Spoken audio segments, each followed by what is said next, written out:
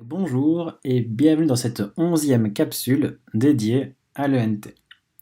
Ici, nous allons voir comment créer des groupes d'élèves et comment interagir avec ces groupes.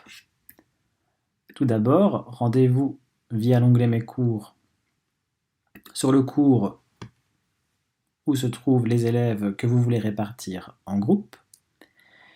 Et ici, on ne va pas utiliser le bouton Éditer, mais on va plutôt partir sur l'engrenage. Donc l'engrenage, c'est vraiment l'outil qui vous permet d'ouvrir le panel d'applications de gestion de votre cours. Alors notre but ici est de créer des groupes d'élèves. Pour ce faire, on va aller dans l'IA utilisateur et cliquer sur groupe. Et nous arrivons sur cette page. Alors vous l'avez remarqué, nous avons créé vos cours en fonction des cours que vous donnez.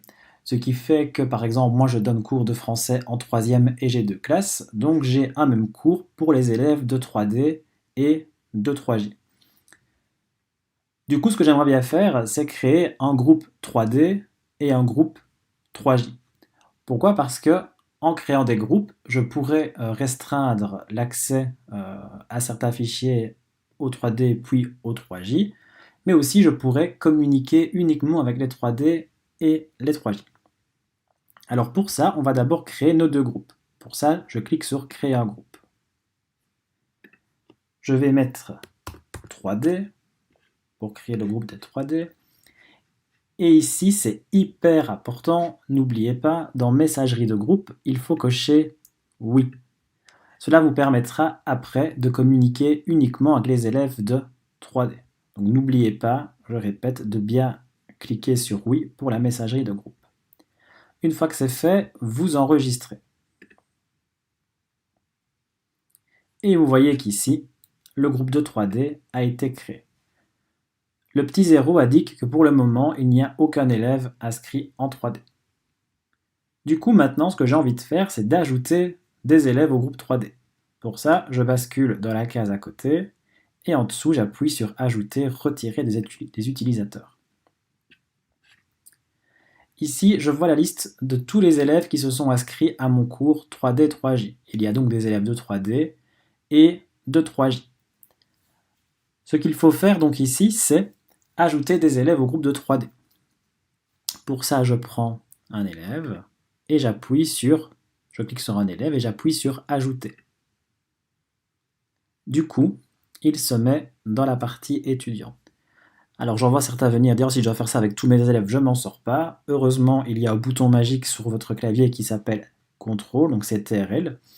Et si vous appuyez sur un élève et que vous gardez le bouton CTRL enfoncé et que vous cliquez sur d'autres élèves, vous voyez que vous pouvez en sélectionner plusieurs d'affilée, ce qui est très pratique.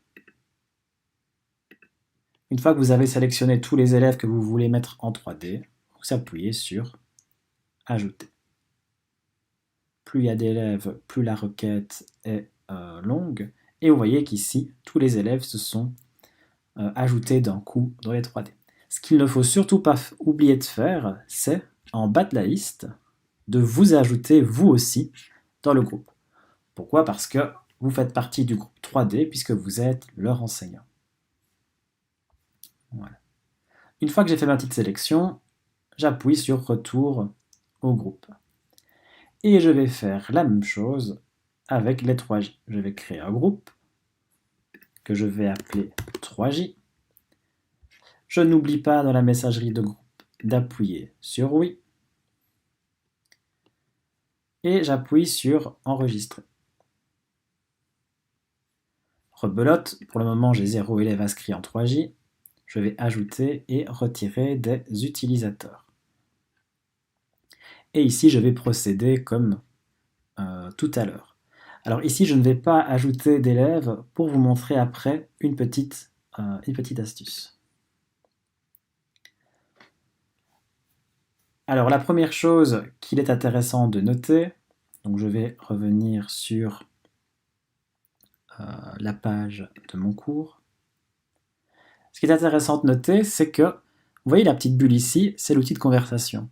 Eh bien, en ayant créé des groupes, si vous cliquez dessus et que vous appuyez sur groupe, eh bien, vous pouvez maintenant envoyer des élèves des messages au groupe que vous avez créé. Donc même si votre cours, par exemple, rassemble les élèves de 2A et de 2J, eh bien vous pouvez, grâce au groupe, envoyer des messages uniquement à une seule classe.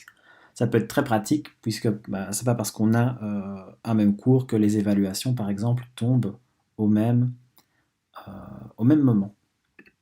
Alors la petite astuce, c'est qu'on a vu dans une des premières capsules comment donner son code d'accès, le code d'accès de son cours aux élèves. Ici, si on appuie sur l'engrenage et qu'on va dans l'IA utilisateur, si on va dans méthode d'inscription comme tout à l'heure, dans inscription facile sur l'engrenage, je vois qu'ici, en créant des groupes dans l'option groupe, j'ai aussi créé des codes pour chaque groupe. Ça veut dire que si je n'ai pas envie de me prendre la tête à moi-même sélectionner chaque élève et le trier dans un groupe, surtout si j'ai 150 élèves, eh bien il me suffit dès le début de l'année de d'abord créer mes groupes 3D, 3J, de les laisser vides pour le moment et de donner la liste, le code approprié à mes classes. Donc aux élèves de 3D, je donnerai ce code-là, aux élèves de 3J, je donnerai ce code-là. Du coup, quand les élèves le taperont, ils seront non seulement inscrits à mon cours, mais en plus, ils seront automatiquement assignés à mon cours. Ça, je sais, c'est cadeau. Voilà pour la gestion des groupes et la communication avec vos groupes d'élèves.